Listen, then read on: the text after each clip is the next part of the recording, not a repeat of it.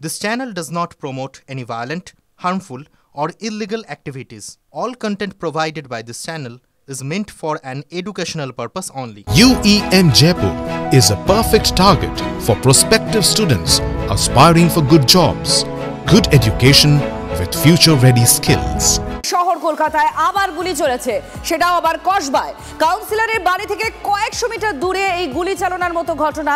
খালের পাশে একটা পরিত্যক্ত জায়গায় আড্ডার সময় গুলি চলে। যুবকের বাঁ হাতে তালুতে গুলি লাগে, তাকে হাসপাতালে ভর্তি করা হয়। ঘটনাস্থল থেকে মদের বোতল পাওয়া গেছে, খাবারের প্যাকেট পাওয়া গেছে, কার্তুজের খোল পাওয়া গেছে। কেন গুলি চললো, কারা গুলি চালালো, সিসিটিভি ফুটেজ দেখে খতিয়ে দেখছে কসবা থানা।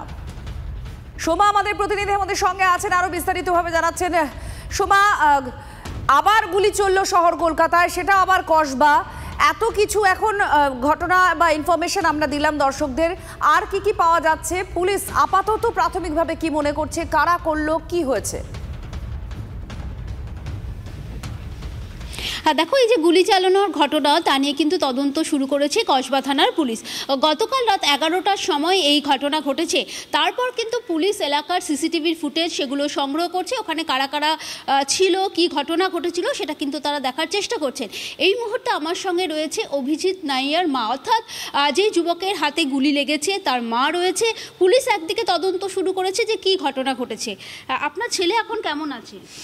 আমি এখনো অবধি দেখতে পাইনি, যখন ছিল নিচে তখন আমি অনেক দূর থেকে দেখে চলে এসেছি, আমি কথাও বলতে পারিনি, আমাকে সবাই নিয়ে চলে এসেছে। আমি আপনারা কখন জানতে পারলেন যে ওর গুলি লেগেছে? কখন জানতে পেরেছেন সেটা? যখন খাবার আমি খেতে যাই তখন 11:30 12টা বাজে। তখনই কি ঘটনা ঘটেছিল, কি বলেছে? শুধু এসে বলেছে আমাকে গুলি মেরেছে হাতে, কারা মেরেছে কে করেছে আমি তাও জানি না, আমি দেখিও নি, আমার ছেলে বলিনি। কোনো সময় কি আপনার ছেলে আপনার কাছে বলেছিল যে কোনো কারোর সাথে কোনো শত্রুতা ছিল কি না, কি ঘটনা?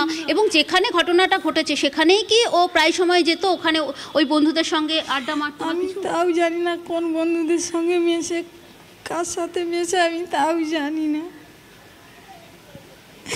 আমি বলতেই পারবো না। আপনাদের কোনো সন্দেহ আছে যে কে করতে পারে, কারা করতে পারে, কাদের সঙ্গে বসেছিল? আমি বলতে পারছি না, কাদের সঙ্গে মেশে না মেশে আমি তাও জানিও না। কি করে আপনার ছেলে, কি করে? আমার ছেলে একটা অফিসে কাজ করে। কখন বেরিয়েছিল কালকে, কখন বাড়ি থেকে বেরিয়েছিল বা কি বলে বাড়ি থেকে বেরিয়েছিল? ও কি প্রায় সময় যেত? নর্মাল পাড়ার মধ্যে যেমনি ঘোরে ওরকমই ঘোরে, আর আমি জানি না কিছু, আর আমি কিচ্ছু জানি না। যখন এসছে তখনই জানি, তার আগে আমি কিচ্ছু জানি না। কখনো কিছু বলেনি? না, কোনোদিন কিছু বলেনি। আপনি তো এত বছর ধরে এখানে আছেন, এই ধরনের ঘটনা এর আগে একটা আমরা দেখেছিলাম যে কসবায় একটা গুলি চালানোর মতো ঘটনা ঘটেছিল, আবার এরকম একটা গুলি চালানোর মতো ঘটনা। আপনারা কতটা আতঙ্কিত? মানে এরকম একটা গুলি চালানোর ঘটনা ঘটছে, বন্দুক নিয়ে ঘুরে বেড়াচ্ছে। আমি তাও জানি না, কিছুই জানি না। বোঝা গিয়েছে সোমা খুব স্বাভাবিক, তিনি খুব হতবাক ঘটনায়। কিন্তু এইদিকে আমাদের যেমন নজর আছে, কসবায় নতুন নয়, এর আগেও গুলি চালনার মতো ঘটনা ঘটেছে।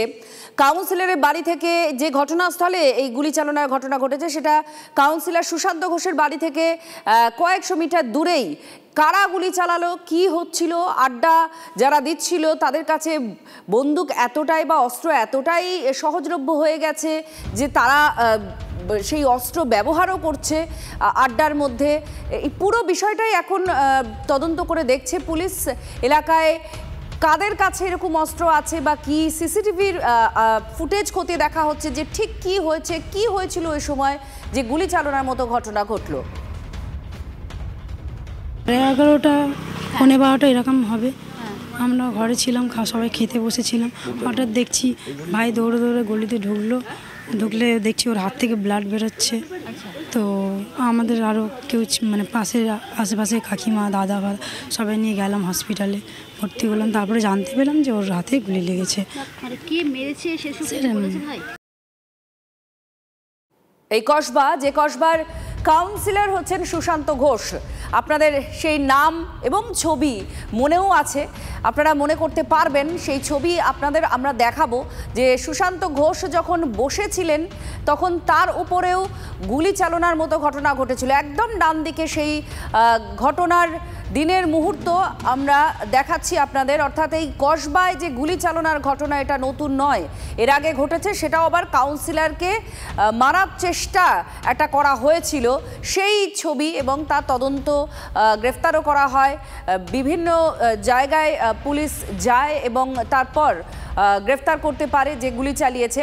তো এই ঘটনাক্রমের মধ্যে আরও একটা জুড়ল, সেটা হচ্ছে কসবায় এই যুবক যে বাঁ দিকে দেখতে পাচ্ছেন আড্ডা দিচ্ছিল বন্ধুদের সঙ্গে, তখন গুলি চালনার মতো ঘটনা ঘটে, তার গুলি লাগে, সে এখন চিকিৎসাধীন। এখন পুলিশ পুরো ঘটনা অর্থাৎ কসবা থানায় সিসিটিভি ফুটেজ, এলাকায় যত সিসিটিভি আছে সেগুলোর ফুটেজ সংগ্রহ করে খতিয়ে দেখছে।